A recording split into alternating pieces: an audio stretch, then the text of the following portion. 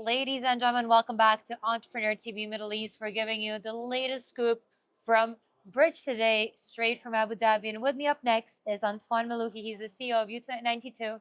What a cool company name. Welcome. Hi, thank you. How's everything? How's Bridge treating you? Fantastic. It's Yeah? been such a nice experience here, yes. Amazing. So U92, I cannot even guess what it does. Yeah, Sounds like a chemical equation. yeah. Tell Good me guess, about good it. guess, yeah.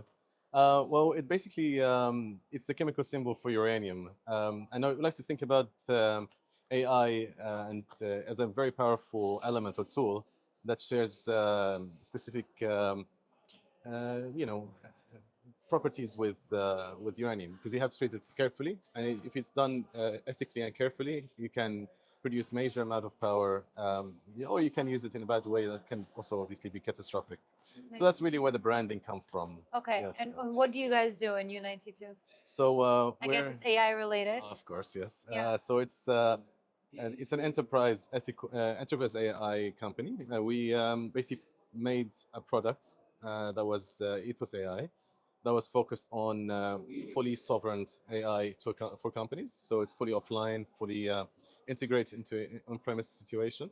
So and it's fully owned by the company itself. And later on, we branched into transformation for companies into AI age as well.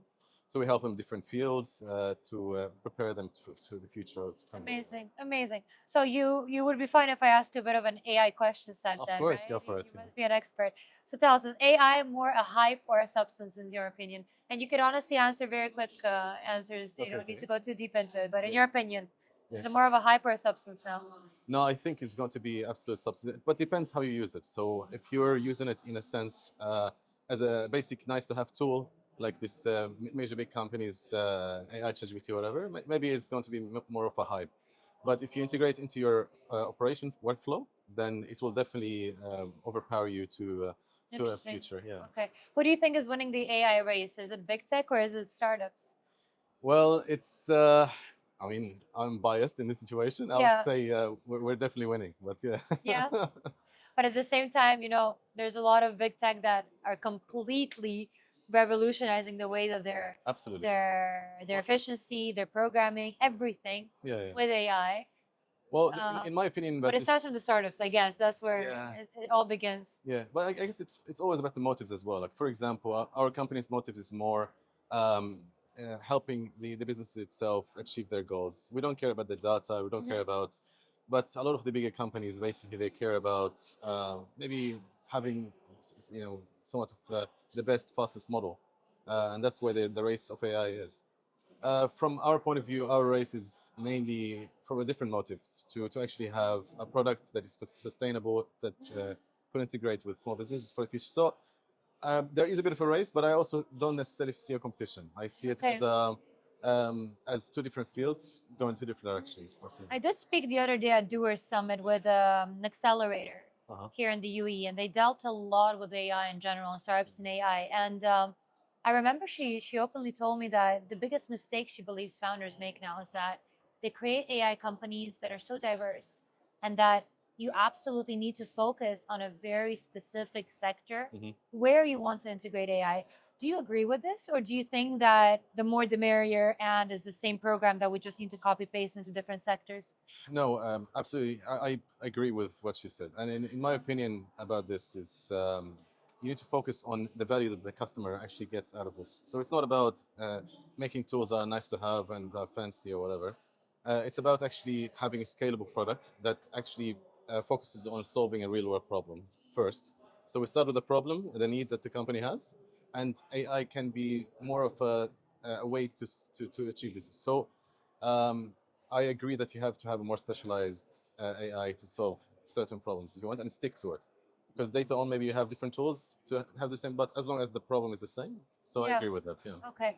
I have to ask you the billion-dollar question. Will AI eliminate more job than it creates?